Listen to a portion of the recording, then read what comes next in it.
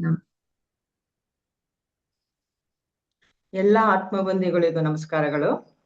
ನಮ್ಮೆಲ್ಲರ ಗುರುಗಳಾದಂತಹ ಬ್ರಹ್ಮಶ್ರೀ ಪಿತಾಮಹ ಸುಭಾಷ್ ಪತ್ರಿಜಿ ಮತ್ತು ಸ್ವರ್ಣಮಾಲಾ ಅಮ್ಮನವರಿಗೆ ನಮಸ್ಕರಿಸುತ್ತಾ ಈ ದಿನದ ಧ್ಯಾನವನ್ನು ಪ್ರಾರಂಭ ಮಾಡ್ತಾ ಇದ್ದೀನಿ. ಮಾಸ್ಟರ್ಸ್ ಸತ್ಸಂಗನ ಪ್ರಾರಂಭ ಮಾಡ್ತಾ ಇದ್ದೀನಿ. ಮೇಡಮ್ ಹೇಳ್ದಂಗೆ ನಿನ್ನೆ 5 ವಿಧಗಳನ್ನ ನಾವು ತಿಳ್ಕೊಂಡ್ವಿ, ಧ್ಯಾನದ ಆತ್ಮದ ವಿಧಗಳನ್ನ. ಈಗ ಅದರ ಮುಂದುವರೆದ ಭಾಗ ಹೇಳ್ತಾ ಇದ್ದೀನಿ ಮಾಸ್ಟರ್ಸ್. रघुपति राघव राजा राम पतित पावन सीताराम ईश्वर अल्लाह तेरे नाम सबको सम्मति दे ಭಗವಾನ್ ಅಂತ ನಮ್ಮ ಗುರುಗಳು ಈ ಹಾಡನ್ನ ಹಾಡ್ತಾರೆ. ಅಲ್ಲಿ ಆ ಕಾರ್ಯಕ್ರಮದಲ್ಲಿ ಈ ಹಾಡಿನ ಅರ್ಥನ ಸ್ವಲ್ಪ ನೋಡೋಣ ಮಾಸ್ಟರ್ಸ್. ರಘುಪತಿ ರಾಘವ ರಾಜಾರಾಮ್ ಅಂದ್ರೆ ರಘುಪತಿಯಾದಂತಹ ಶ್ರೀರಾಮನಿಗೆ ನಮಸ್ಕಾರ. ಪತಿತ ಪಾವನ ಸೀತಾರಾಮ್, ತಪ್ಪು ಮಾಡಿದವರನ್ನು ಪಾವನಗೊಳಿಸುವಂತಹ ಸೀತಾರಾಮ. ಈಶ್ವರ ಅಲ್ಲ ತೇರೇ ನಾಮ್, ಈಶ್ವರ ಅಲ್ಲ ಎಲ್ಲ ನಿನ್ನ ಹೆಸರೇ. ಸಬಕೋ ಸಮ್ಮತಿ ದೇ ಭಗವಾನ್, ದೇವರೇ ಎಲ್ಲರಿಗೂ ಒಳ್ಳೆಯ ಬುದ್ಧಿಯನ್ನು ಕೊಡು ಎಂದು ಇದರ ಅರ್ಥ ಮಾಸ್ಟರ್ಸ್. ಈ ಅದ್ಭುತವಾದ ಹಾಡನ್ನ ನಮ್ಮ ಗುರುಗಳು ಯಾವಾಗ್ಲೂ ಹೇಳ್ತಾನೆ ಇರ್ತಾರೆ. ಈಗ ಗುರುಗಳು ಕೇಳ್ತಾ ಇದ್ದಾರೆ, ರಘುಪತಿ ರಾಘವ ರಾಜಾರಾಮ್ ಅಂತ ಹಾಡ್ಬಿಟ್ರೆ ನಿಮಗೆ ಆ ಭಗವಂತ ಬಂದು ನಿಮಗೆ ಒಳ್ಳೆಯ ಬುದ್ಧಿಯನ್ನು ಕೊಡುವುದಿಲ್ಲ ಅಂತ ಹೇಳ್ತಾ ಇದ್ದಾರೆ. ಅದು ನಿಮ್ಮ ಪ್ರಯತ್ನದಿಂದ ಅಭ್ಯಾಸದಿಂದ ಬರಬೇಕು. ಬೇರೆ ಯಾರು ಕೊಡುತ್ತಾರೆ? ಜನ್ಮ ಜನ್ಮಗಳ ಪ್ರಯತ್ನದಿಂದ ಸನ್ಮತಿ ಸಿಗುತ್ತದೆ. ಸನ್ಮತಿ ಧ್ಯಾನದಿಂದ ಲಭಿಸುತ್ತದೆ.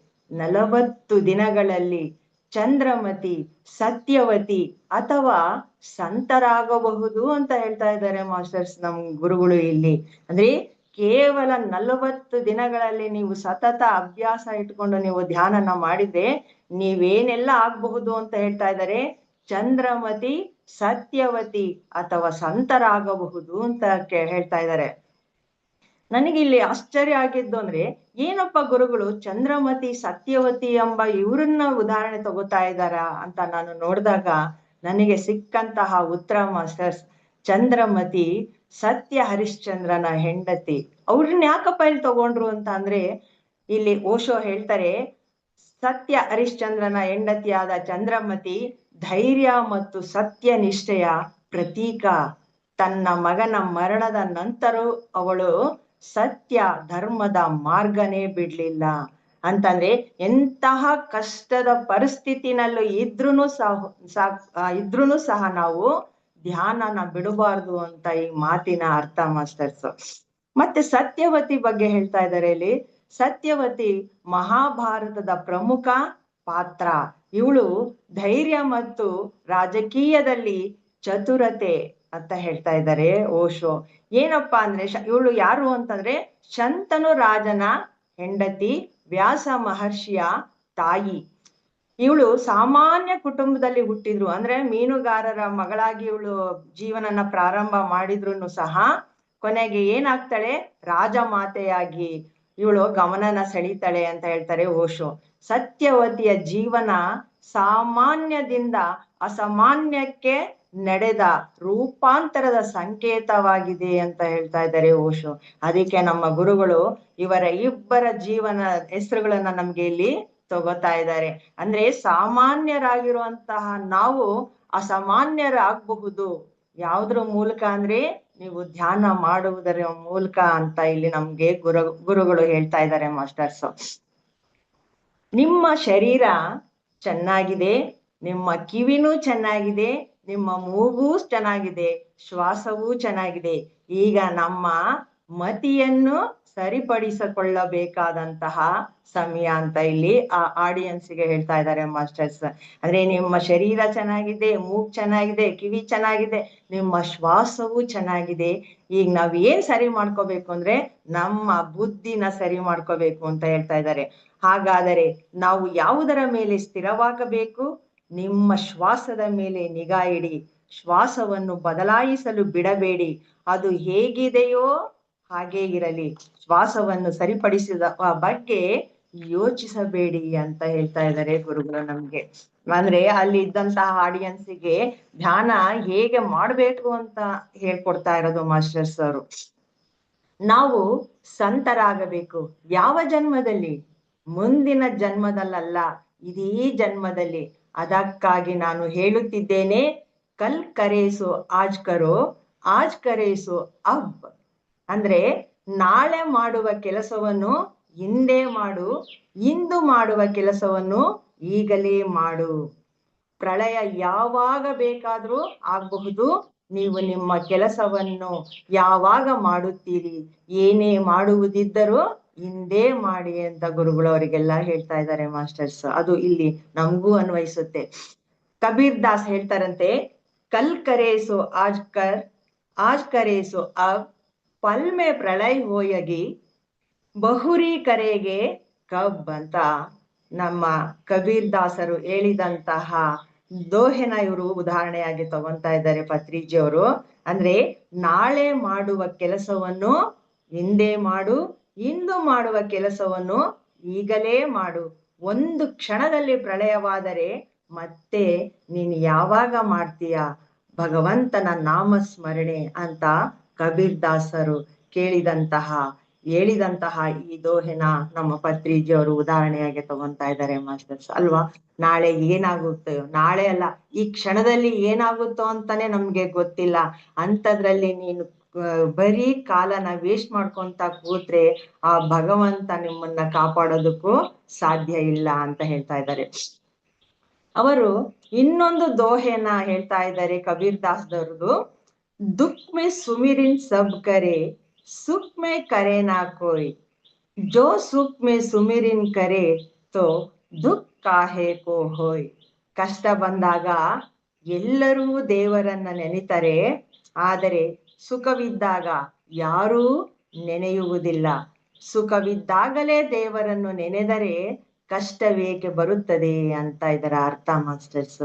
ಇದನ್ನ ಕಬೀರ್ ದಾಸರು ಆ ದೇವರನ್ನು ಉದ್ದೇಶಿಸಿ ಹೇಳಿದ್ರೆ ನಮ್ಮ ಮಾಸ್ಟರ್ ನಮಗೆ ಇದರ ಅರ್ಥ ಯಾವ ರೀತಿ ಅಂತ ಹೇಳ್ತಾ ಇದ್ದಾರೆ ಮಾಸ್ಟರ್ಸ್. ಅಂದ್ರೆ ಕಷ್ಟ ಬಂದಾಗ ನಾವು ಧ್ಯಾನ ಮಾಡ್ದಲೆ, ಅಯ್ಯೋ ನಮ್ಗ್ ವಯಸ್ಸಾದ್ಮೇಲೆ ಧ್ಯಾನ ಮಾಡೋಣ, ಸುಮ್ನಿರಪ್ಪ, ಈ ವಯಸ್ಸಲ್ಲಿ ಆರಾಮಾಗಿ ಆಟ ಆಡ್ಕೊಂಡು ಇರೋದ್ ಬಿಟ್ಟು ಅಂತ ಅನ್ಕೊಂಡಿರ್ತೀವಿ.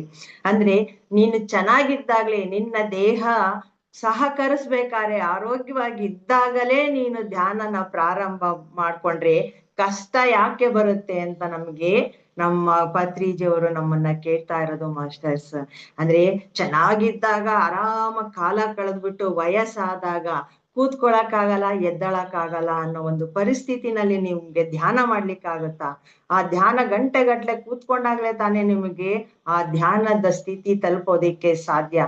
ಅಂಥದ್ರಲ್ಲಿ ನೀವು ಆಟ ಆಡ್ಕೊಂಡು ಸಮಯನ ವೇಸ್ಟ್ ಮಾಡಿ ಕೊನೆಗಾಲದಲ್ಲಿ, ಅಂದ್ರೆ ಅಲ್ಲಿ ಕಬೀರ್ ಹೇಳ್ತಾ ಇದಾರೆ, ಕಷ್ಟ ಬಂದಾಗ ದೇವ್ರನ್ನ ನೆನೆಯೋದಲ್ಲ ಅಂತ. ಅಂದ್ರೆ ನಮ್ಮ ಆರೋಗ್ಯ ಕೆಟ್ಟು ಕಷ್ಟ ಬಂದಾಗ ನಾವು ಧ್ಯಾನಕ್ಕೆ ಬರೋದಲ್ಲ, ಮುಂಚೆನೆ ಚೆನ್ನಾಗಿದ್ದಾಗ ನಾವು ಧ್ಯಾನನ ಮಾಡ್ಬೇಕು ಅಂತ ನಮ್ ಗುರುಗಳು ನಮ್ಗೆ ಹೇಳ್ತಾ ಇರೋದು ಮಾಸ್ಟರ್ಸ್. ಇಲ್ಲಿ ಪತ್ರಿಜಿ ಮತ್ತೆ ಮುಂದುವರೆದು ಹೇಳ್ತಾ ಇದ್ದಾರೆ, ನಮ್ಮಲ್ಲಿ ಏನೂ ಕೊರತೆ ಇಲ್ಲ, ದಿನದ 24 ಗಂಟೆಯೂ ನಮ್ಮ ಬಳಿ ಇದೆ ಎಂದು ತಿಳಿದುಕೊಂಡ ನಂತರವೂ ನೀವು ಅಭ್ಯಾಸ ಮಾಡದಿದ್ದರೆ ಪ್ರಯೋಜನವಿಲ್ಲ. ನಾನು ನಿಮಗೆ ಕೇವಲ ಮಾರ್ಗದರ್ಶನ ನೀಡಬಲ್ಲೆ. ನನ್ನ ಮಾತುಗಳನ್ನು ನೆನಪಿಡಿ. ಮೊದಲನೆಯದಾಗಿ ನಿಮ್ಮ ಶ್ವಾಸವನ್ನು ಗೌರವಿಸಿ ಅದಕ್ಕೆ ಪ್ರಣಾಮ ಮಾಡಿ. ಎರಡನೆಯದಾಗಿ ಶ್ವಾಸದ ಶಕ್ತಿಯನ್ನು ನೀವು ತಿಳ್ಕೊಳ್ರಿ ಅಂತ ನಮ್ಗೆ ಹೇಳ್ತಾ ಇದ್ದಾರೆ. ಅಂದ್ರೆ ಅದನ್ನ ಫಸ್ಟ್ ನೀವು ಗೌರವಿಸ್ಬೇಕು, ನಮ್ಮ ಶ್ವಾಸನ. ಶ್ವಾಸವೇ ಗುರು ಅಂತ ಹೇಳಿದ್ದಾರೆ. ಆ ಶ್ವಾಸ ಇಲ್ಲ ಅಂದ್ರೆ ನಾವು ಒಂದು ಸೆಕೆಂಡ್ ಅಲ್ಲಿ ಶವ ಆಗಿರ್ತೀವಿ. ಅಂಥದ್ದನ್ನ ನಾವು ಗೌರವಿಸ್ಲೇಬೇಕು.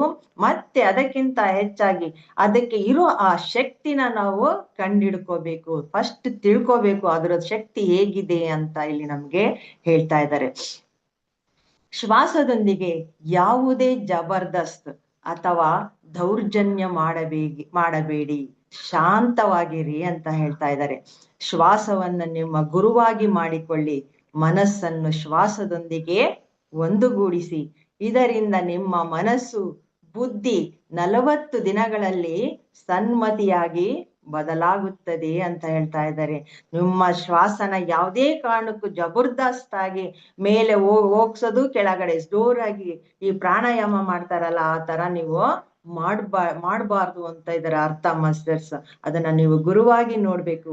ಅದು ಹೇಗಿದೆಯೋ ಅದನ್ನ ಮಾತ್ರ ನೀವು ಸೂಕ್ಷ್ಮವಾಗಿ ಅದನ್ನ ಅಬ್ಸರ್ವ್ ಮಾಡ್ಬೇಕು. ಅದರಿಂದ ಮಾತ್ರ ನೀವು 40 ದಿನಗಳಲ್ಲಿ ನೀವ್ ಏನೆಲ್ಲ ಪಡಿಬೋದು ಅಂತ ಹೇಳ್ತಾರೆ. ನಿಮ್ಮ ಮನಸ್ಸು ಮತ್ತು ಬುದ್ಧಿ ಸನ್ಮತಿಯ ಕಡೆಗೆ ಹೋಗೋದನ್ನ ನೋಡ್ಬೋದು. ಸನ್ಮತಿ ಅಂದ್ರೆ ಇಲ್ಲಿ ಒಳ್ಳೆಯ ಬುದ್ಧಿಯ ಕಡೆಗೆ ಅಂತ ಅರ್ಥ ಆಗುತ್ತೆ ಮಾಸ್ಟರ್ಸ್. ನಾವೇ ನಮಗೆ ದೇವರು, ಬೇರೆ ಯಾರು ನಮ್ಮ ದೇವರಲ್ಲ. ನಾವು ಆನಾಪಾನ ಸತಿ ಧ್ಯಾನದಿಂದ ನಮ್ಮನ್ನು ಸನ್ಮತಿಯನ್ನಾಗಿ ಮಾಡಿಕೊಳ್ಳಬೇಕು. ನೀವೆಲ್ಲರೂ ಸನ್ಮತಿ ಬಯಸುತ್ತೀರಿ, ಸಂತರಾಗಲು ಬಯಸುತ್ತೀರಿ. ಅದು ಮುಂದಿನ ಜನ್ಮದಲ್ಲಲ್ಲ, ಈ ಜನ್ಮದಲ್ಲೇ ಸಾಧ್ಯ. ಅದಕ್ಕಾಗಿ ಆ ಶ್ವಾಸವನ್ನು ನಮಸ್ಕರಿಸುತ್ತಾ ಮನಸ್ಸನ್ನು ಶಾಂತಗೊಳಿಸಿ ಶಕ್ತಿಯುತವಾಗಿ ಮಾಡುವುದೇ ಆನಾಪಾನ ಸತಿ ಧ್ಯಾನ ಅಂತ ಹೇಳ್ತಾ ಇದ್ದಾರೆ ಮಾಸ್ಟರ್ಸ್. ಮತ್ತೆ ಮುಂದುವರೆದು ಹೇಳ್ತಾ ಇದ್ದಾರೆ, ಶ್ವಾಸದ ಮಗನಾಗಿ, ಮಾರುತಿಯ ಮಗನಾಗಿ ಬದುಕಿ. ಯಾವುದೇ ಆಲೋಚನೆಗಳು ಬೇಡ. ತಂದೆ, ತಾಯಿ, ಗಂಡ, ಹೆಂಡತಿ, ಮಕ್ಕಳು, ಮೊಮ್ಮಕ್ಕಳು, ನೆರೆಹೊರೆಯವರು, ರಾಮ, ಕೃಷ್ಣ ಎಲ್ಲರನ್ನೂ ಮರೆತು ಬಿಡಿ. ನಾವೆಲ್ಲರೂ ಪರಮಾತ್ಮರಾಗಲು ಬಯಸುತ್ತೇವೆ. ಅದು ಮುಂದಿನ ಜನ್ಮದಲ್ಲಲ್ಲ, ಇದೇ ಜನ್ಮದಲ್ಲಿ ಅಂತ ಹೇಳ್ತಾ ಇದ್ದಾರೆ. ಎಲ್ಲದನ್ನು ಮರೆತು ಬಿಟ್ಟು ನೀವು ಯಾರ ಜೊತೆಲೇ ಇರಬೇಕು ಅಂತ ಅಂದ್ರೆ ಆ ಗುರು ನಮ್ಮ ಶ್ವಾಸದ ಜೊತೆಲೇ ಇರಬೇಕು. ಯಾರ ನೆನಪು ಇಲ್ಲಿ ನಮ್ಗೆ ಬೇಡ ಅಂತ ಹೇಳ್ತಾ ಇದ್ದಾರೆ. ಕನಿಷ್ಠ ಪಕ್ಷ 40 ದಿನಗಳು ಧ್ಯಾನ ಮಾಡುವುದನ್ನು ಅಭ್ಯಾಸ ಮಾಡಿ. ಅಭ್ಯಾಸದ ಅಗತ್ಯವಿದೆ.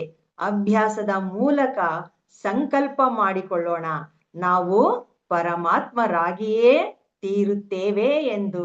ಮುಂದಿನ ಜನ್ಮಕ್ಕಾಗಿ ಏನನ್ನೂ ಉಳಿಸೋದಿಲ್ಲ ಅಂತ ನಾವು ಏನ್ ಮಾಡ್ಬೇಕು ಅಂತ ಹೇಳ್ತಾ ಇದ್ದಾರೆ. ನಾವು ಪ್ರಮಾಣ ಮಾಡೋಣ ಅಂತ ಹೇಳ್ತಾ ಇದ್ದಾರೆ ಅಲ್ಲಿಯ ಆಡಿಯನ್ಸಿಗೆ. ಯಾವುದೇ ಕಾರಣಕ್ಕೂ ನಾವು ಈ ಧ್ಯಾನನ ಬಿಡೋದಿಲ್ಲ. 40 ದಿನಗಳಲ್ಲಿ ಸತತವಾಗಿ ನಾವು ಅಭ್ಯಾಸ ಮಾಡಿ ನಾವು ಪರಮಾತ್ಮನಾಗ್ಲೇಬೇಕು ಅಂತ ನಾವು ನಮ್ಮಷ್ಟಕ್ಕೆ ನಾವೇ ಪ್ರಮಾಣ ಮಾಡ್ಕೋಬೇಕು ಮಾಸ್ಟರ್ಸ್ ಇಲ್ಲಿ. ಅವಾಗ ನಿಮಗೆ ಧ್ಯಾನ ಏನು ಅಂತ ಅರ್ಥ ಆಗುತ್ತೆ. ಮತ್ತೆ ಮುಂದುವರೆದು ಹೇಳ್ತಾರೆ, ನೀವು ಎಷ್ಟು ಹೆಚ್ಚು ಧ್ಯಾನ ಮಾಡುತ್ತೀರೋ ಅಷ್ಟು ಹೆಚ್ಚಿನ ಶಕ್ತಿ ಪಡೆದು ಅಷ್ಟು ಆರೋಗ್ಯವಂತರಾಗುತ್ತೀರಾ ಅಂತ ಹೇಳ್ತಾ ಇದ್ದಾರೆ.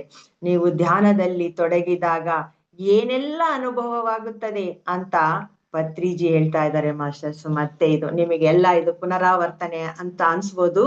ಅಲ್ಲಿ ಕೂತಂತಹ ಆಡಿಯನ್ಸ್ ಎಲ್ಲಾ ಹೊಸಬ್ರು ಇರೋದ್ರಿಂದ ಇದನ್ನ ಮತ್ತೆ ಅಲ್ಲಿ ಹೇಳ್ತಾ ಇದ್ದಾರೆ. ಮೊದಲನೇದು ಏನಪ್ಪಾ ನಿಮಗೆ ಅನುಭವ ಆಗುತ್ತೆ ಧ್ಯಾನ ಮಾಡಿದ್ರೆ, ಈಗ 40 ದಿನ ಈ ತರ ಸತತವಾಗಿ ನೀವು ಧ್ಯಾನ ಮಾಡಿದ್ರೆ ಅಂತ ಹೇಳ್ತಾ ಇರೋದು, ಶರೀರವೇ ಇಲ್ಲವೇನೋ ಎನ್ನುವಷ್ಟು ಹಗುರವಾಗುತ್ತದೆ ಅಂತ ಹೇಳ್ತಾ ಇದ್ದಾರೆ. ಮತ್ತೆ ಎರಡನೇದು ನಿಮಗೆ ಆಗುವಂತ ಅನುಭವ, ತಲೆಯ ಭಾಗದಲ್ಲಿ ಭಾರವಾದಂತೆ ಕಲ್ಲಿನಂತೆ ತೂಕವೆನಿಸುವುದು. ಮತ್ತೆ ಮೂರನೇದು, ಹಣೆಯ ಭಾಗದಲ್ಲಿ ನಮಗೆ ಬಣ್ಣಗಳು ಕಾಣಿಸುವುದು. ಮತ್ತೆ ನಾಲ್ಕನೇದು, ಧ್ಯಾನದ ಮೂಲಕ ಹಿಂದಿನ ಜನ್ಮಗಳನ್ನು ನೋಡಬಹುದು. ಮತ್ತೆ ಐದನೆಯ ಸ್ಥಿತಿ, ಎಲ್ಲದರಲ್ಲೂ ತನ್ನನ್ನು ಮತ್ತು ತನ್ನಲ್ಲಿ ಎಲ್ಲವನ್ನೂ ಕಾಣುವುದು ಅಂತ ಹೇಳ್ತಾ ಇದ್ದಾರೆ ಮಾಸ್ಟರ್ಸ್. ಈ ಅನುಭವ ಇಲ್ಲಿರೋ ಅಂತ ಮಾಸ್ಟರ್ಸ್ಗಳಿಗೆ ಸಾಕಷ್ಟು ಜನಗಳಿಗೆ ಆಗಿರಬಹುದು. ಆದ್ರೆ ಇದನ್ನ ಅಲ್ಲಿ ಹೇಳಿದ್ರಿಂದ ನಾನು ಇದನ್ನ ಮತ್ತೆ ರಿಪೀಟ್ ಮಾಡ್ಲೇಬೇಕಾಗಿತ್ತು ಮಾಸ್ಟರ್ಸ್.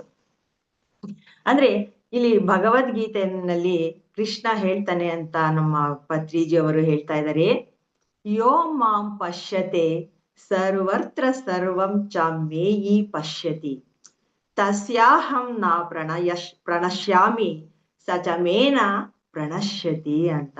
ಅಂದ್ರೆ ನಮ್ಮಲ್ಲಿ ಈಗ ಐದನೇ ಸ್ಥಿತಿ ಯಾವ ರೀತಿ ನಾವು ಅನುಭವನ ಪಡಿತೀವಿ ಅಂತ ನಮ್ಮ ಗುರುಗಳು ಹೇಳಿದ್ರು, ಎಲ್ಲದರಲ್ಲೂ ತನ್ನನ್ನು ಮತ್ತು ತನ್ನಲ್ಲಿ ಎಲ್ಲವನ್ನು ಕಾಣುತ್ತೇವೆ ಅಂತ. ಅದನ್ನೇ ಭಗವದ್ಗೀತೆಯಲ್ಲಿ ಕೃಷ್ಣ ಹೇಳಿರೋದು, ಯೋ ಮಾಂ ಪಶ್ಯತಿ ಸರ್ವತ್ರ ಸರ್ವಂ ಚಾಮ್ಯೇಯಿ ಪಶ್ಯತಿ ತಸ್ಯಾಹಂ ನ ಪ್ರಣಶ್ಯಾಮಿ ಸಚ ಮೇನ ಪ್ರಣಶ್ಯತಿ. ಯಾರೂ ನನ್ನನ್ನು ಎಲ್ಲದರಲ್ಲೂ ಕಾಣುತ್ತಾರೋ ಮತ್ತು ಎಲ್ಲವನ್ನೂ ನನ್ನಲ್ಲಿ ಕಾಣುತ್ತಾರೋ ಅವರಿಗೆ ನಾನು ಎಂದಿಗೂ ದೂರವಾಗುವುದಿಲ್ಲ, ಅವರು ನನಗೆ ದೂರವಾಗುವುದಿಲ್ಲ ಅಂತ ಕೃಷ್ಣ ಅಲ್ಲಿ ಅರ್ಜುನನಿಗೆ ಹೇಳ್ತಾ ಇದ್ದಾನೆ. ಯಾರು ನನ್ನಲ್ಲಿ ಅವ್ರನ್ನ ಕಾಣ್ತಾರೋ ಅಥವಾ ಅವರಲ್ಲಿ ನನ್ನನ್ನ ಕಾಣ್ತಾರೋ ಅವರಿಂದ ನಾನು ಯಾವತ್ತೂ ದೂರ ಇರೋದಿಲ್ಲ, ಮತ್ತೆ ಅವರು ಸಹ ನನ್ನಿಂದ ದೂರ ಇರೋದಿಲ್ಲ ಅಂತ ಕೃಷ್ಣ ಹೇಳ್ತಾ ಇರೋದು ಮಾಸ್ಟರ್ಸ್. ಮತ್ತೆ ಪತ್ರಿಜಿ ಅವ್ರು ಹೇಳ್ತಾರೆ, ಯಾರು 40 ದಿನಗಳ ಕಾಲ ಧ್ಯಾನ ಮಾಡುತ್ತಾರೋ ಅವರು ಈ ಸ್ಥಿತಿಯನ್ನು ತಲುಪಬಹುದು ಅಂತ ಹೇಳ್ತಾ ಇದ್ದಾರೆ ಮಾಸ್ಟರ್ಸ್. ಅಂದ್ರೆ ಇಷ್ಟೇ 40 ದಿನಗಳಲ್ಲಿ ಇದು ಸಾಧ್ಯನಾ ಅಂದ್ರೆ ಖಂಡಿತ ಸಾಧ್ಯ. ಸತತ ಪ್ರಯತ್ನದಿಂದ ನೀವು 40 ದಿನಗಳಲ್ಲಿ ಈ ಕೃಷ್ಣ ಹೇಳಿದಂತಹ ಈ ಶ್ಲೋಕದ ಅನುಭವ ನಿಮ್ಗೆ ಆಗುತ್ತೆ ಅಂತ ಅಲ್ಲಿ ಹೇಳ್ತಾ ಇದ್ದಾರೆ ಮಾಸ್ಟರ್ಸ್. ಮತ್ತೆ ಮುಂದುವರೆದು ಹೇಳ್ತಾ ಇದ್ದಾರೆ ಪತ್ರಿಜಿ, ಜನಗಳಿಗೆ ಪ್ರಶ್ನೆ ಮಾಡ್ತಾ ಇದ್ದಾರೆ, ಅಲ್ಲಿದ್ದಂತಹ ಜನಗಳಿಗೆ, ಶರೀರದಲ್ಲಿ ನೋವು ಅಥವಾ ಕಾಯಿಲೆ ಬಂದರೆ ಏನು ಮಾಡುತ್ತೀರಿ? ಮಾತ್ರೆಗಳನ್ನು ತಗೊಳ್ತೀರಿ, ಇಲ್ಲ ವೈದ್ಯರ ಬಳಿ ಹೋಗ್ತೀರಿ. ಕ್ಯಾನ್ಸರ್ ಬಂದ್ರೆ ಏನ್ ಮಾಡ್ತೀರಿ? ಕೀಮೋಥೆರಪಿ ಮಾಡಿಸ್ತೀರಾ ತಾನೆ? ಆದ್ರೆ ಇವೆಲ್ಲದರ ಬದಲು ನಿಮ್ಮಲ್ಲಿರುವ ಆತ್ಮಶಕ್ತಿಯನ್ನು ಹೆಚ್ಚು ಮಾಡಿಕೊಳ್ಳಿ, ಧ್ಯಾನ ಮಾಡಿ. ಕ್ಯಾನ್ಸರ್ ಇದ್ದರೆ 4 ತಿಂಗಳು ನಿರಂತರವಾಗಿ ಧ್ಯಾನ ಮಾಡಿ. ನಿಮ್ಗೆ ಹೊಟ್ಟೆ ನೋವಿದ್ರೆ 5 ಅಥವಾ 10 ನಿಮಿಷ ಧ್ಯಾನ ಮಾಡಿದ್ರು ಸಾಕು, ಆ ಕಾಯಿಲೆನ ನೀವು ವಾಸಿ ಮಾಡ್ಕೋಬಹುದು ಅಂತ ಹೇಳ್ತಾ ಇದ್ದಾರೆ. ಅಂದ್ರೆ ಕ್ಯಾನ್ಸರ್ ಇದ್ರೆ 4 ತಿಂಗಳು ಸತತವಾಗಿ ನೀವು ಧ್ಯಾನನ ಮಾಡಿದ್ರೆ ಆ ಕ್ಯಾನ್ಸರ್ ಇಂದನೂ ಸಹ ಮುಕ್ತಿನ ಹೊಂದುತ್ತೀರಾ ಅಂತ ಹೇಳ್ತಾರೆ. ಮತ್ತೆ ಮುಂದುವರೆದು ಹೇಳ್ತಾರೆ ಮಾಸ್ಟರ್, ಪೂರ್ವ ಜನ್ಮ ಕೃತಂ ಪಾಪಂ ವ್ಯಾಧಿ ರೂಪೇಣ ಜಾಯತೆ ಅಂತ. ಅಂದ್ರೆ ಹಿಂದಿನ ಜನ್ಮದಲ್ಲಿ ಮಾಡಿದ ಆ ಪಾಪ ಈ ಜನ್ಮದಲ್ಲಿ ರೋಗವಾಗಿ ಕಾಡುತ್ತದೆ ಅಂತ ಇದರ ಅರ್ಥ. ಅಂದ್ರೆ ಪಾಪ ಮಾಡದೆ ಯಾರಿಗೆ ತಾನೇ ರೋಗ ಬರಲು ಸಾಧ್ಯ ಅಂತ ಕೇಳ್ತಾ ಇದ್ದಾರೆ ಗುರುಗಳು. ನಾವ್ ಅನ್ಕೊಂತೀವಿ, ನಾವ್ ಏನ್ ಕರ್ಮ ಮಾಡಿದ್ವಪ್ಪ ರೋಗ ಬಂದ್ಬಿಟ್ಟಿದೆಲ್ಲ ಅಂತ ಅನ್ಕೊಂತೀವಿ. ನಾವೇನು ತಪ್ಪು ಮಾಡಿಲ್ಲ, ಆದ್ರೂ ಯಾಕೆ ನಮಗೆ ಕಷ್ಟ, ಯಾಕೆ ನಮ್ಗೆ ಈ ರೋಗ ಅಂತ ಅಂತೀವಿ. ಆದ್ರೆ ಅದು ಜನ್ಮ ಜನ್ಮದ ಪಾಪ. ನಿಮ್ಮ ಯಾವುದೋ ಜನ್ಮದ ಪಾಪ ಈ ಜನ್ಮದಲ್ಲಿ ರೋಗ ಆಗಿ ಕಷ್ಟ ಆಗಿ ನಮ್ಮನ್ನ ಕಾಡುತ್ತೆ. ಅದಕ್ಕೆ ನಾವು ಈ ಜನ್ಮದಲ್ಲಿ ಎಷ್ಟು ಒಳ್ಳೆಯವರಿದ್ದೀವಿ ಆದ್ರೂ ನಾವು ಕಷ್ಟ ಪಡ್ತಾ ಇದ್ದೀವಿ. ಯಾಕೆ ನಮ್ಗೆ ಕಷ್ಟ? ಎಷ್ಟು ಧ್ಯಾನ ಮಾಡಿದ್ರು ಕಷ್ಟ ಅಂತ ಹೇಳ್ತಾ ಇರ್ತೀವಿ. ಅದಕ್ಕೆ ಹೇಳ್ತಾ ಇರೋದು, ನಿಮ್ಮ ಪೂರ್ವ ಜನ್ಮದ ಕರ್ಮದ ಫಲ ರೋಗ ಮತ್ತು ಕಷ್ಟಗಳು ಅಂತ ಇಲ್ಲಿ ನಮ್ಗೆ ಹೇಳ್ತಾ ಇದ್ದಾರೆ. ಮತ್ತೆ ಮುಂದುವರೆದು ಹೇಳ್ತಾರೆ, ಮೋಡಗಳಿಲ್ಲದೆ ಮಳೆ ಬರಲು ಹೇಗೆ ಸಾಧ್ಯವಿಲ್ಲವೋ ಹಾಗೆಯೇ ಪಾಪವಿಲ್ಲದೆ ರೋಗ ಬರಲು ಸಾಧ್ಯವಿಲ್ಲ ಅಂತ. ಮೋಡ ಇದ್ದಾಗ ಮಳೆ ಬರಕ್ ಸಾಧ್ಯ, ಮೋಡ ಇಲ್ದಲೆ ಮಳೆ ಹೇಗ್ ಬರಕ್ಕೆ ಸಾಧ್ಯ? ಹಾಗೆ ನೀವು ಪಾಪ ಮಾಡಿದರೆ ನಿಮಗೆ ರೋಗ ಬರೋದಕ್ಕೆ ಸಾಧ್ಯನಾ ಅಂತ ಕೇಳ್ತಾರೆ. ನೀವು ಪಾಪ ಮಾಡಿರೋದ್ರಿಂದನೇ ರೋಗ ಬರುತ್ತೆ ಅಂತ. ಆದ್ದರಿಂದ ಮಾಡಿದ ಪಾಪಕ್ಕೆ ಪ್ರಾಯಶ್ಚಿತ್ತ ಮಾಡಿಕೊಳ್ಳಿ ಅಂತ ಹೇಳ್ತಾ ಇದ್ದಾರೆ. ನಮ್ಮ ಅನಿತಾ ಮೇಡಮ್ ಕ್ಲಾಸಲ್ಲಿ 4 ಕ್ಲಾಸು ಪಾಪ, ಪಶ್ಚಾತ್ತಾಪ ಮತ್ತೆ ಪ್ರಾಯಶ್ಚಿತ್ತ, ಪರಿಹಾರದ ಬಗ್ಗೆ ಸತತವಾಗಿ 4 ವಾರಗಳಲ್ಲಿ ನಮ್ಗೆ ಕ್ಲಾಸನ್ನ ಕೊಟ್ರು. ಅಂದ್ರೆ ನಾವು ಮಾಡಿದೀವಿ, ಯಾವ್ದೋ ಜನ್ಮದಲ್ಲಿ ಪಾಪ ಮಾಡಿದೀವಿ, ಅದಕ್ಕೆ ಪರಿಹಾರ ಬೇಕಲ್ಲ, ಅದಕ್ಕೆ ನಾವ್ ಏನ್ ಮಾಡ್ಕೋಬೇಕು? ನಮ್ಮನ್ನ ನಾವು ಪ್ರಾಯಶ್ಚಿತ್ತ ಮಾಡ್ಕೋಬೇಕು ಅಂತ ಹೇಳ್ತಾ ಇದ್ದಾರೆ ಗುರುಗಳು. ಅಂದ್ರೆ ಏನಪ್ಪಾ ಇದೆಲ್ಲ ಪ್ರಾಯಶ್ಚಿತ್ತ ಅಂದ್ರೆ, ಅವ್ರಿಗೆ ಹೇಳ್ತಾ ಇರೋದು ನಮಗೆ ಕಿವಿ ಮಾತು ಮಾಸ್ಟರ್ ಇದು, ಅತಿಯಾಗಿ ಮಾತನಾಡಿ ನಿಮ್ಮ ಶಕ್ತಿಯನ್ನು ವ್ಯರ್ಥ ಮಾಡಬೇಡಿ. ಸಾಧ್ಯವಾದಷ್ಟು ಮಾತನ್ನು ಕಡಿಮೆ ಮಾಡಿ ಮೌನವನ್ನು ಕಾಪಾಡಿಕೊಳ್ಳಿ. ವಾರದಲ್ಲಿ 1 ದಿನವಾದರೂ ಮೌನವಾಗಿ ಇರಿ. ಗುರುಗಳು ಯಾವ ರೀತಿ ನಾವಿರ್ಬೇಕು ಅಂತನೂ ಸಹ ಎಚ್ಚರಿಕೆ ಕೊಡ್ತಾ ಇದ್ದಾರೆ ಮಾಸ್ಟರ್ಸ್. ಮುಂದೆ ಮನೆಯಲ್ಲಿ ಇರುವಾಗ ಆಫೀಸ್ ಬಗ್ಗೆ ಯೋಚಿಸಬೇಡಿ, ಆಫೀಸ್ ನಲ್ಲಿರುವಾಗ ಮನೆಯ ಬಗ್ಗೆ ಯೋಚಿಸಬೇಡಿ, ಅನಗತ್ಯ ಮಾತುಗಳನ್ನು ಮಾತನಾಡಬೇಡಿ, ಮೂರನೆಯವರ ಬಗ್ಗೆ ಚರ್ಚೆ ಮಾಡಬೇಡಿ ಅಂತ ಹೇಳ್ತಾ ಇದ್ದಾರೆ ಮಾಸ್ಟರ್. ಇದು ಬಹಳ ಮುಖ್ಯವಾದಂತಹ ವಿಷಯ. ಅಂದ್ರೆ ಇಬ್ರು ಸೇರ್ಕೊಂಡ್ರೆ ಏನಾದ್ರೂ ಮಾತಾಡ್ಬೇಕು ಅಂದ್ರೆ ನಾವು ಒಳ್ಳೆಯ ಮಾತನಾಡ್ಬೇಕು. ಇನ್ನೊಬ್ರು ಅಲ್ಲಿ ಅವರು ಗೈರು ಇದ್ದಾಗ ಅವರ ವಿಷಯವನ್ನು ನೀವು ಮಾತಾಡ್ಬೇಡ್ರಿ ಅಂತ. ಮೂರನೆಯವರ ಬಗ್ಗೆ ಚರ್ಚೆ ಮಾಡ್ಬೇಡ್ರಿ. ಅಯೋಗ್ಯವಾಗಿ ಭಾಷೆಯನ್ನ ಉಪಯೋಗಿಸ್ಬೇಡಿ. ಮತ್ತೆ ಮಾತನಾಡಿ ಶಕ್ತಿ ವ್ಯರ್ಥ ಮಾಡ್ಕೋಬೇಡ್ರಿ. ರಾಜಕೀಯದ ಬಗ್ಗೆ ಅತಿಯಾಗಿ ಯೋಚಿಸ್ಬೇಡಿ ಅಂತ. ನಾವು ನ್ಯೂಸ್ಗಳನ್ನ ನೋಡ್ಬಿಟ್ರೆ ಈಗ ಇರುವಂತಹ ಆ ರಾಜಕೀಯ ಚರ್ಚೆ ಬಂತು ಅಂದ್ರೆ ಮಾಸ್ಟರ್ಸ್, ಇಡೀ ದಿನ ನೀವು ಎಲ್ಲಾದ್ರೂ ಹೋಗಿ ಪಾರ್ಕ್ ಅಲ್ಲಿ ವಾಕ್ ಮಾಡ್ತಾ ಇರ್ರಿ, ಗಂಡು ಮಕ್ಳು ಚರ್ಚೆನೆ ಇದು, ಹೆಣ್ಣು ಮಕ್ಳು ಸೀರಿಯಲ್ ಚರ್ಚೆನೆ ನಡೀತಾ ಇರುತ್ತೆ. ಅಂದ್ರೆ ಆ ರಾಜಕೀಯ ಎಷ್ಟು ನಮ್ಗೆ ನಮ್ಮ ಮೇಲೆ ನಮ್ಮ ಜೀವನದಲ್ಲಿ ಇನ್ಫ್ಲೂಯೆನ್ಸ್ ಮಾಡ್ತಾ ಇದೆ ಅನ್ನೋದನ್ನ ಇಲ್ಲಿ ನಮ್ಮ ಗುರುಗಳು ಎಷ್ಟು ಎಚ್ಚರಿಕೆ ಕೊಡ್ತಾ ಇದ್ದಾರೆ. ನಾವ್ ಅನ್ಕೊಂಡಿರ್ತೀವಿ ಮೌನವಾಗಿದ್ರೆ ಆಯ್ತಾ, ಇಲ್ಲ. ಆ ರಾಜಕೀಯ ವಿಷಯ ನ್ಯೂಸ್ಗಳನ್ನೆಲ್ಲ ನೋಡೋದು, ನಮ್ಮ ಮನಸ್ಸಿನ ಒಳಗಡೆನೆ ಅದನ್ನ ಮೆಲುಕು ಹಾಕೊಳ್ಳೋದು ಮಹಾ ತಪ್ಪು ಅಂತ. ಇಲ್ಲಿ ರಾಜಕೀಯದ ಬಗ್ಗೆ ನೀವು ಅತಿಯಾಗಿ ಯೋಚಿಸಬೇಡಿ, ಅದರ ಬಗ್ಗೆ ಚರ್ಚೆನೂ ಮಾಡಬಾರ್ದು. ಮತ್ತೆ ಯಾರ ಬಗ್ಗೆನೂ ಅತಿಯಾಗಿ ಆಲೋಚನೆ ಬೇಡ ಅಂತ ಹೇಳ್ತಾ ಇದ್ದಾರೆ ಮಾಸ್ಟರ್ಸ್ ಇಲ್ಲಿ. ಬೇರೆಯವರ ಬಗ್ಗೆ ಯೋಚನೆ ಬೇಡ, ನಮ್ಮ ಬಗ್ಗೆ, ನನ್ನ ಗಂಡನ ಬಗ್ಗೆ, ನನ್ನ ಮಕ್ಕಳ ಬಗ್ಗೆನೂ ನೀವು ಅತಿಯಾದ ಯೋಚನೆನ ಮಾಡ್ಬೇಡಿ. ಅವರು ಭೂಮಿಗೆ ಬಂದಿದ್ದಾರೆ, ಅವರ ಆತ್ಮದ ಪ್ಲಾನ್ ಏನಿರುತ್ತೋ ಆ ರೀತಿ ಅವರು ಜೀವನ ನಾವು ನಡೆಸ್ತಾರೆ. ಆದ್ರೆ ನಮ್ಮ ಆಸೆ ಆಕಾಂಕ್ಷೆಗಳನ್ನ ಅವ್ರ ಮೇಲೆ ಏರ್ಬಿಟ್ಟು ಅವ್ರ ಬಗ್ಗೆನೂ ನಾವು ಆಲೋಚನೆ ಮಾಡೋದು, ಅಯ್ಯೋ ನನ್ ಮಗ ಏನಾಗ್ಬಿಡ್ತಾನೋ, ನನ್ ಮಗಳು ಏನಾಗ್ಬಿಡ್ತಾಳೋ ಅನ್ನೋ ಯೋಚನೆನೂ ಸಹ ನಾವು ಬಿಡ್ಬೇಕು. ಮತ್ತೆ ಮನಸ್ಸನ್ನ ನೀವು ಶೂನ್ಯ ಮಾಡ್ಕೋಬೇಕು ಅಂತ ಹೇಳ್ತಾ ಇದ್ದಾರೆ. ಈ ಮೇಲೆ ಹೇಳಿದಂತಹ ಈ ಎಲ್ಲಾ ಕೆಲಸಗಳನ್ನ ನಾವು ಬಿಟ್ಕೊಂತ ಬಂದ್ರೆ ಇದೇ ನಮ್ಗೆ ಪ್ರಾಯಶ್ಚಿತ್ತ ಆಗತ್ತೆ ಮಾಸ್ಟರ್ಸ್. ಅಂದ್ರೆ ಇದೇನ್ ಕಷ್ಟ ಇಲ್ಲ ಅಲ್ವಾ? ಪ್ರಾಯಶ್ಚಿತ್ತ ಅಂದ್ರೆ ಏನೋ ನಾವು ಶಿಕ್ಷೆ ಮಾಡ್ಕೊಳ್ಳೋದಲ್ಲ, ನಮ್ಮ ಪಾಡಿಗೆ ನಾವು ಸುಮ್ನೆ ಇರೋದೇ ಇಲ್ಲಿ ನಮ್ಗೆ ನಾವು ಮಾಡ್ಕೊಳ್ಳೋ ಅಂತಹ, ನಮ್ಮ ಪಾಪಗಳಿಗೆ ಮಾಡ್ಕೊಳ್ಳೋ ಅಂತಹ ಪ್ರಾಯಶ್ಚಿತ್ತ ಅಂತ ಹೇಳ್ತಾ ಇದ್ದಾರೆ. ಮತ್ತೆ ನಿಮ್ಮ ಮನಸ್ಸು ಯಾವಾಗ ಶೂನ್ಯ ಆಗುತ್ತೋ ಆ ಶೂನ್ಯತೆಯ ಹೆಸರೇ ಧ್ಯಾನ ಅಂತ. ಮತ್ತೆ ಆ ಧ್ಯಾನದಿಂದ ನಿಮಗೆ ಏನಾಗುತ್ತೆ ಅಂತ ಅಂದ್ರೆ, ಧ್ಯಾನದಿಂದ ನಿಮಗೆ ಜ್ಞಾನ ಸಿಗುತ್ತೆ ಅಂತ ಹೇಳ್ತಾ ಇದ್ದಾರೆ. ಮತ್ತೆ ಗುರುಗಳು ಹೇಳ್ತಾರೆ, ನಾನು ಒಬ್ಬ ಧ್ಯಾನಿ, ನಾನು ಯಾರ ಮನೆಗೆ ಬೇಕಾದರೂ ಹೋಗಬಹುದು, ಅವರ ಮನೆಯಲ್ಲಿ 1 ವರ್ಷ ಅತಿಥಿಯಾಗಿಯೂ ಸಹ ಉಳಿಯಬಹುದು. ಇದೆಲ್ಲವೂ ಸಾಧ್ಯವಾಗಿರುವುದು ಧ್ಯಾನದ ಭಾಗ್ಯದಿಂದ ಅಂತ ಹೇಳ್ತಾ ಇದ್ದಾರೆ ಮಾಸ್ಟರ್ಸ್ ಅಲ್ವಾ? ಇಷ್ಟು ನಮ್ಮ ಗುರುಗಳು ಬರ್ತಾರೆ ಅಂದ್ರೆ ನಮ್ಮ ಇಡೀ ಇಂಡಿಯಾದಲ್ಲ, ಎಲ್ಲ ಫಾರಿನ್ ಕಂಟ್ರಿಲೂ ಸಹ ಅವ್ರಿಗೆ ಅವರ ಮನೆಯ ಬಾಗಿಲನ್ನ ತೆರೀತಾರೆ. ಅಂದ್ರೆ ಈ ಧ್ಯಾನದಿಂದ ಮಾತ್ರ ನನ್ಗೆ ಎಲ್ಲರ ಮನೆನೂ ನನ್ನ ಮನೆನೇ ಅಂತಾನೆ ಗುರುಗಳು ಒಂದ್ ಕಡೆ ಹೇಳ್ತಾರೆ. ನನಗೆ ಮನೆ ಇಲ್ದಿದ್ರು ಏನಾಯ್ತು, ಎಲ್ಲರ ಮನೆನೇ ನನಗೆ ಮನೆ, ನನಗೆ ನನ್ನದೇ ಆದಂತಹ ಮನೆನೇ ಬೇಕಿಲ್ಲ ಅಂತಾನು ಹೇಳಿರೋದು ಉಂಟು ಮಾಸ್ಟರ್ಸ್.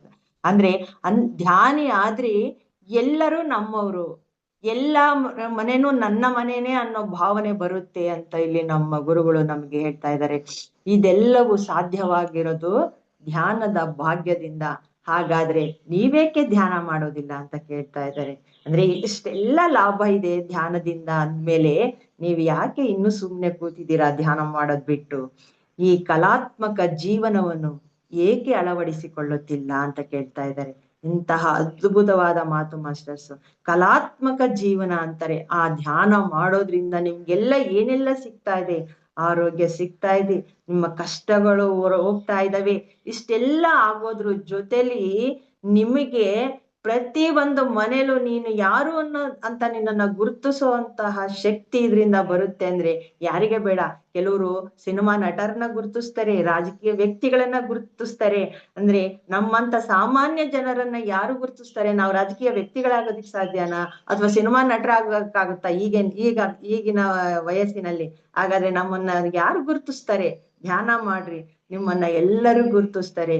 ಎಲ್ಲರ ಮನೆಯ ಬಾಗಿಲು ನಿಮ್ಗೆ ತೆಗೆದಿರುತ್ತೆ ಅಂತ ನಮ್ಗೆ ಮಾರ್ಮಿಕವಾಗಿ ನಮ್ಗೆ ಹೇಳ್ತಾ ಇದ್ದಾರೆ. ಆ ಧ್ಯಾನ ನಿಮ್ಮನ್ನು ಎಷ್ಟ್ರ ಮಟ್ಟಿಗೆ ಅಂದ್ರೆ, ಅವಾಗ್ಲೇ ಸತ್ಯವತಿಯ ಉದಾಹರಣೆ ಕೊಟ್ಟು, ಸಾಮಾನ್ಯಳಾಗಿದ್ದಂತಹ ಆ ವ್ಯಕ್ತಿ ಅಸಾಮಾನ್ಯದ ಸ್ಥಿತಿಗೆ ಹೋಗ್ತಾಳೆ ಅಂದ್ರೆ ಸಾಮಾನ್ಯವಾಗಿರುವಂತಹ ನಾವು ಅಸಾಮಾನ್ಯರಾಗಬಹುದು. ಅದಕ್ಕೆ ಕಾರಣ ಏನು ಅಂದ್ರೆ ಧ್ಯಾನ ಅಂತ ಹೇಳ್ತಾ ಇದ್ದಾರೆ ಮಾಸ್ಟರ್ ನಮ್ಮ ಗುರುಗಳು. ಅದಕ್ಕೆ ಹೇಳ್ತಾರೆ, ಯಾಕೆ ನೀವು ಧ್ಯಾನನ ಅಳವಡಿಸಿಕೊಳ್ಳುತ್ತಿಲ್ಲ, ಇದನ್ನು ಅರ್ಥ ಮಾಡಿಕೊಳ್ಳಿ, ನಾವು ಪರಮಾತ್ಮರಾಗಬೇಕು ಅಂತ ಹೇಳಿ ಗೋವಿಂದನನ್ನು ಭಜಿಸಿ ಆ ಕೃಷ್ಣನನ್ನು ನೆನೆಯಿರಿ ಅಂತಾನು ಹೇಳ್ತಾ ಇದ್ದಾರೆ. ಈ 2 ಪದಗಳನ್ನ ಕೇಳಿದಾಗ ನಿಮ್ಗೆ ಆಶ್ಚರ್ಯ ಆಗ್ಬೋದು, ಮಾಸ್ಟರ್ಸ್ ಏನಪ್ಪಾ ಮತ್ತೆ ಮಾಸ್ಟರ್ ಧ್ಯಾನ ಮಾಡ್ರಿ ಅಂತ ಇದ್ದಾರೆ, ಗೋವಿಂದನನ್ನು ಭಜಿಸಿ ಅಂತಾರೆ, ಕೃಷ್ಣನನ್ನು ನೆನೆಯಿರಿ ಅಂತ ಹೇಳ್ತಾ ಇದ್ದಾರೆ ಅಂತ. ಮಾಸ್ಟರ್ಸ್ ಅಲ್ಲಿ ಇದ್ದಂತಹ ಆ ಆಡಿಯನ್ಸ್ ಎಲ್ಲ ಹೊಸಬ್ರು. ಅಂದ್ರೆ ಈಗ ಧ್ಯಾನಕ್ಕೆ ಬಂದ್ಮೇಲೆ ಅನ್ಸುತ್ತೆ ಆ ದೇವರೇ ನಾವು, ಆ ದೇವರ ಧ್ಯಾನ ನನ್ಗೆ ಬೇಕಾಗಿಲ್ಲ, ಈ ಧ್ಯಾನ ಒಂದು ಮಾಡಿದ್ರೆ ಸಾಕು ಅಂತ ನಾವ್ ಅನ್ಕೊಂಡಿದೀವಿ. ಆದ್ರೆ ಹೊಸಬ್ರಿಗೆ ಏನ್ ಅನ್ಸುತ್ತೆ, ನೀವು ಕೂತ್ಕೊಳ್ರಿ ದೇವ್ರಿಲ್ಲ ಧ್ಯಾನ ಮಾಡ್ರಿ ಅಂದ್ಬಿಟ್ರೆ ಅಯ್ಯೋ ಈ ಅಪ್ಪ ಏನ್ ಹೇಳ್ತಾರಪ್ಪ ಅಂತ ಹೇಳಿ ಅಲ್ಲಿ ಕೂತಿದ್ದರು ಎದ್ದೋಗಿರ್ತಾರೆ. ಅಂತದ್ರಲ್ಲಿ ನಮ್ಮ ಗುರುಗಳು ಹೇಳ್ತಾ ಇದ್ದಾರೆ, ನೀವು ಆ ಗೋವಿಂದನನ್ನು ಭಜಿಸಿ ಕೃಷ್ಣನನ್ನು ನೆನೆಯಿರಿ, ಅದರ ಜೊತೆಯಲ್ಲಿ ಧ್ಯಾನನ ಮಾಡಿ. ಮೊದಲು ಬೇಕು ಮಾಸ್ಟರ್ಸ್ ಅವರ ಇಬ್ಬರನ್ನು ಭಜಿಸ್ಕೊಂತಾನೆ ನೀವು ಧ್ಯಾನದ ಸ್ಥಿತಿಗೆ ಬಂದಾಗ ಆ ಧ್ಯಾನದ ಅರ್ಥ ಆಗುತ್ತೆ, ಆ ಧ್ಯಾನದಲ್ಲಿ ಗೊತ್ತಾಗುತ್ತೆ ನಾನೇ ದೇವ್ರು ಅಂತ, ಆಗ ಬಿಡ್ತೀರಾ ನೀವು ಅನ್ನೋ ಒಂದು ಅರ್ಥದಲ್ಲಿ ಇವರು ಅಲ್ಲಿ ಹೇಳ್ತಾ ಇದ್ದಾರೆ ಮಾಸ್ಟರ್ಸ್. ಮತ್ತೆ ಮುಂದುವರೆದು ಹೇಳ್ತಾರೆ, ಸಂಸಾರದ ಮಾಯೆಯಿಂದ ಹೊರಬನ್ನಿ, ದುಡ್ಡಿನ ಹಿಂದೆ ಓಡುವುದನ್ನು ನಿಲ್ಲಿಸಿ, ನಾವು ಹುಟ್ಟಿದಾಗಿನಿಂದ ಸಾಯುವವರೆಗೆ ಕೇವಲ ಹಣ ಗಳಿಸುವುದರಲ್ಲೇ ನಮ್ಮ ಜೀವನವನ್ನು ಕಳೆದು ಬಿಡ್ತೀವಿ. ಆ ಪರಮಾತ್ಮನನ್ನು ಕಾಣುವುದು ಎಂದಿಗೆ? ನಿಮ್ಮೊಳಗೆ ಒಬ್ಬ ಯೋಧನಿದ್ದಾನೆ, ಒಬ್ಬ ಬುದ್ಧನಿದ್ದಾನೆ, ಆ ಬುದ್ಧತ್ವವನ್ನು ಜಾಗೃತಗೊಳಿಸಿ ಧ್ಯಾನದ ಮಾರ್ಗಗಳನ್ನು ಹಿಡಿಯಿರಿ. ನಿಮ್ಮ ಶ್ವಾಸವೇ ಗುರು, ಶ್ವಾಸದ ಜೊತೆ ಅನುಸಂಧಾನ ಮಾಡಿ ಆನಾಪಾನ ಸತಿ ಧ್ಯಾನದ ಮೂಲಕ ಮನಸ್ಸನ್ನು ಶೂನ್ಯ ಸ್ಥಿತಿಗೆ ತಂದುಕೊಳ್ಳಿ. ಈ ಶೂನ್ಯತೆಯೇ ಪರಮಾತ್ಮನ ಕಡೆಗೆ ಕರೆದೊಯ್ಯುತ್ತದೆ. ಓ ಮೂಢ ಮನಸ್ಸೇ, ಇನ್ನು ತಡ ಮಾಡಬೇಡಿ, ಗೋವಿಂದನನ್ನು ಭಜಿಸಿ ಅಂತ ಹೇಳ್ತಾ ಇದ್ದಾರೆ. ಆ ಭಜ ಗೋವಿಂದಂ ಅಂತ ಬರುತ್ತಲ್ಲ, ಆ ಸಾಂಗು ಇವರು ಹೇಳ್ತಾ ಇರ್ಬೇಕಾರೆ, ಧ್ಯಾನ ಮಾಡ್ತಾ ಇರ್ಬೇಕಾರೆ ಅದು ಹಿಂದ್ಗಡೆ ಆ ಹಾಡನ್ನ ಹಾಕೊಂಡಿರ್ತಾರೆ ಮಾಸ್ಟರ್ ಪತ್ರಿಜಿಯವರು. ಅದಕ್ಕೆ ಹೇಳ್ತಾ ಇದ್ದಾರೆ, ಓ ಮೂಢ ಮನಸ್ಸೇ, ಇನ್ಮೇಲಾದ್ರೂ ನೀನು ಸುಮ್ನೆ ಕೂತ್ಕೋಬೇಡ, ಆ ಭಗವಂತನನ್ನು ಸ್ಮರಿಸು, ಆ ಧ್ಯಾನದ ಮೂಲಕ ಆ ಧ್ಯಾನ ಮಾಡು. ಅದರಲ್ಲಿ ಯಾವುದನ್ನ ಮಾಡು ಅಂತ ಹೇಳ್ತಾ ಇದ್ದಾರೆ, ಆನಾಪಾನ ಸತಿ ಧ್ಯಾನ ಮಾಡಿ ಶ್ವಾಸವೇ ಗುರು ಅಂತ ನೀನು ತಿಳ್ಕೊಂಡಾಗ ಮಾತ್ರ ನೀನು ಆ ಪರಮಾತ್ಮನ ಕಡೆಗೆ ಹೋಗೋದಿಕ್ಕೆ ಸಾಧ್ಯ ಅಂತ ಆ ಎಲ್ಲಾ ಆಡಿಯನ್ಸ್ಗೆ ಹೇಳ್ತಾ ಇದ್ದಾರೆ ಮಾಸ್ಟರ್ಸ್. ಮತ್ತೆ ಮುಂದುವರೆದು ಹೇಳ್ತಾರೆ, ನಿಮ್ಮ ಮೂರ್ಖತನದ ಆಲೋಚನೆಯನ್ನು ಬಿಟ್ಟು ಬಿಡಿ, ಈ ಜನ್ಮದಲ್ಲೇ ಮುಕ್ತಿಯನ್ನು ಪಡೆಯಲು ಪ್ರಯತ್ನಿಸಿ, ಧ್ಯಾನದ ಶಕ್ತಿಯಿಂದ ನಿಮ್ಮ ಜೀವನವನ್ನು ಸುಂದರವಾಗಿಸಿಕೊಳ್ಳಿ, ಪ್ರತಿಯೊಬ್ಬರ ಬುದ್ಧಿಯು ಸನ್ಮತಿಯಾಗಲಿ, ಭಗವಂತ ಎಲ್ಲರಿಗೂ ಒಳ್ಳೆಯ ಬುದ್ಧಿಯನ್ನು ನೀಡಲಿ ಅಂತ ಹೇಳಿ ಅವರು ಅಲ್ಲಿ ಕೊನೆ ಮಾಡ್ತಾ ಇದ್ದಾರೆ ಮಾಸ್ಟರ್. ನಾನು ಇಲ್ಲಿ ಈ ಕ್ಲಾಸ್ ಅನ್ನ ಎಲ್ಲರಿಗೂ ಭಗವಂತ ಒಳ್ಳೇದ್ ಮಾಡ್ಲಿ, ಈ ಆನಾಪಾನ ಸತಿಯ ಧ್ಯಾನವನ್ನು ಮಾಡ್ಕೊಂತ ನಾವು ಸನ್ಮತಿಯನ್ನು ಪಡೆದ್ಬಿಟ್ಟು ನಾವು ಸಹ ಆ ಭಗವಂತನೇ ಆಗೋಣ ಅಂತ ಆಶಿಸ್ತಾ ಎಲ್ಲರಿಗೂ ವಂದಿಸ್ತಾ ಇದ್ದೀನಿ masters. Thank you very much.